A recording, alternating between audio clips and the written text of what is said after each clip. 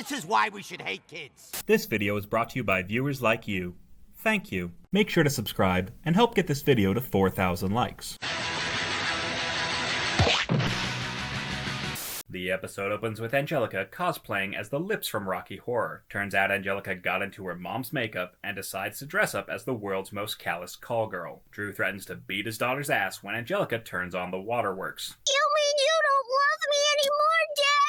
Oh honey, he never loved you in the first place. Angelica weasels her way out of another punishment after her father folds faster than Charlotte's legs on sex night. Angelica cleans her face with the help of her mom's vanishing cream, which apparently costs $95 an ounce, even though Drew admits it doesn't work. Does it really work?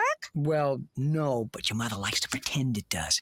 Drew, you dumb broke cuck. Drew explains what vanishing cream does, and Angelica gets a wonderful, awful idea. Angelica goes to visit her cousins while the grown-ups read a magazine quiz about how to tell if your child is a spoiled brat. Though honestly, they could save ink by just swapping out the article for a photo of Angelica's big fat head. The grown-ups go through the magazine quiz to figure out whose kids are the worst. Has a SWAT team responded to one of your child's temper tantrums in the past 6 months? I can think of a couple parents who should be taking this quiz. Drew is somehow shocked to discover that his daughter is the biggest brat on the face of the earth. Oh, let's face it. Angelica's a spoiled little brat and everyone knows it. How could this have happened? Is that a real question? I'm a bad father. I've ruined her for life. At least you're honest with yourself, unlike some cartoon parents I know. Drew learns he can cure Angelica's shitty attitude by ignoring her bad behavior, even though she's clearly too far gone. Meanwhile, Angelica tries to bribe Tommy and Chucky into stealing her a slice of chocolate pie. Angelica says they won't get caught if they use vanishing cream to make themselves invisible. Angelica then raids her aunt's makeup and slathers the babies with the expensive cream. The babies question why they can still see each other. If you're invisible,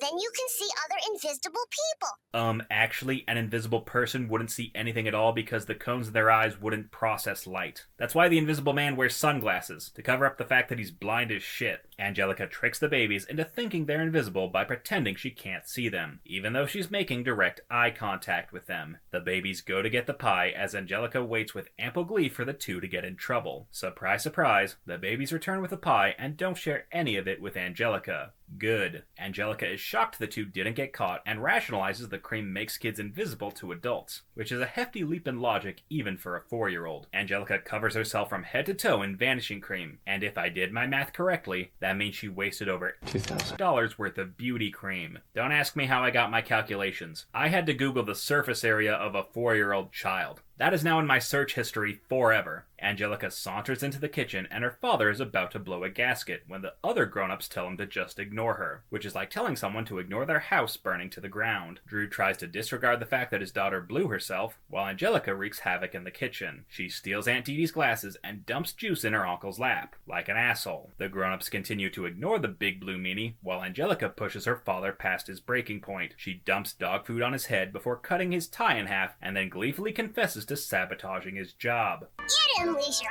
office papers. I threw them out the car window on the freeway because you made me eat broccoli. I'd like to remind Drew that while Angelica might be invisible like the wind, you also can't go to jail for punching the wind in its smug little face. Angelica laughs at her father's misfortune as the poor bastard finally strokes out. Angelica delights at the thought of all the mischief she can cause now that nobody can see her, like staying up past her bedtime or blowing up Canada. They've had it too good for too long. Just then, Aunt Dee Dee comes out with a tray of cookies, and Angelica suddenly decides she doesn't want to be invisible anymore. She tries to wipe off the cream, only to find she's gone full Violet Beauregard. And you never go full Beauregard. Angelica laments how everyone will soon forget her, though clearly not soon enough. In a rare moment of earnestness, Angelica wishes she could tell her dad how sorry she is. I just wish I could tell my daddy that I love him, and that he's the best daddy in the whole wide world. Drew overhears his daughter and forgives her on the spot. Angelica takes advantage of the perpetual pushover and convinces him to take her out for ice cream. Drew takes her home before Dee Dee has time to realize Angelica used up all her cream, while the bratty blue barnacle continues to list off her demands. Broccoli Mr. X Exploding Smash-Up doll. Beverly Hills Cynthia Lunchbox. You'll get nothing and like it. Let's review. Angelica raided the adult's makeup twice and gaslit her father to avoid getting punished. She tried to trick the babies into stealing a pie so they would get in trouble instead of her. When her scheme backfired, she thought she could make herself invisible and wasted hundreds of dollars of overpriced cream. She went on a rampage and drove her father up the walls. She only regretted her actions when she thought she'd be ignored forever, which is a narcissist's worst nightmare. And even when she indirectly apologized to her father, she went right back to manipulating him the second he stopped ignoring her. But that's still not as bad as the time Angelica tried to make Baby Lil disappear, because apparently Angelica has a habit of making children vanish into thin air.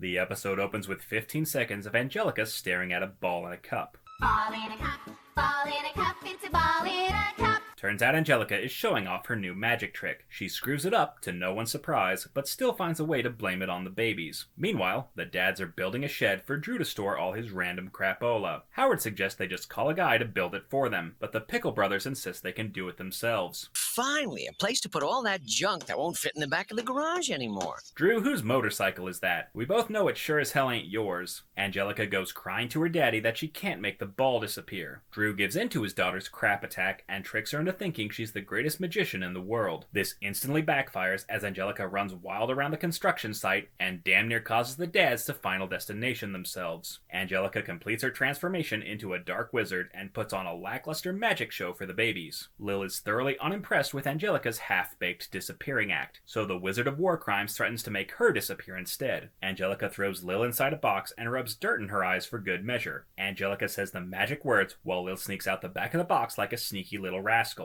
The babies are shocked to find Lil has disappeared. They assume Angelica turned her into a butterfly and try to catch her before she flies off. The kids go to catch the butterfly, while Angelica fantasizes about zapping her entire preschool class out of existence. The babies beg Angelica to turn Lil back to normal, only to find the worthless witch doesn't know how to reverse the trick. Angelica is apathetic to Lil's predicament, until the babies remind her she'll get in trouble if she doesn't bring her back. The men finish constructing their shoddy shed when Angelica comes in with her tail between her legs. Instead of telling the truth, she claims the babies buried Lil in the backyard, a lie that quickly falls apart once Angelica admits she let the babies out of their pen. Surprise, surprise, it turns out Lil was fine the whole time. Did you like being a butterfly? You guys have been watching too many cartoons. Hey, don't go blaming the cartoons. Drew decides to discipline his defiant daughter for once and puts her down for a nap, and based on her reaction, you'd think he was putting her down for good. Not that I'm complaining. Come on, now, come on. It would seem all's well that ends well, until Tommy uses his psychic powers to blow up the shed.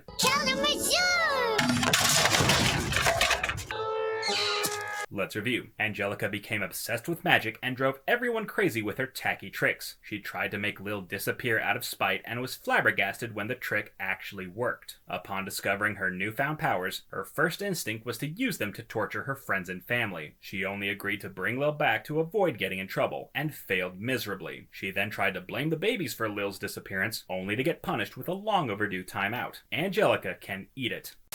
Wait! Is there a cartoon you want me to talk about? Patrons who join my $10 tier can pick which shows I cover on It's Just a Cartoon. There's a limited number of slots available, so sign up now. Coming up next.